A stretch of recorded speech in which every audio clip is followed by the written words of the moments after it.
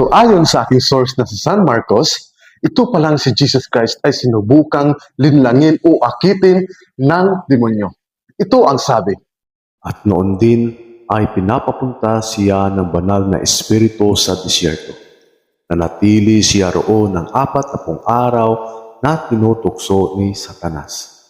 May mababangis na hayop doon, pero tinulungan si Jesus ng mga anghel. Ibig sabihin, ang senaryong ito mula sa Ebanghelyo ay isang pangyayari at hindi kathang-isip lamang. At ito'y kailangan nating matututunan mula kay Jesus. Nakatulad niya na pagtagumpayan niya ang kanyang tunay na hangarin laban sa demonyong nanlilinlang sa kanya. Sa kabila ng hirap, sakit, gutom at pait na kanyang nararanasan sa loob ng 40 araw o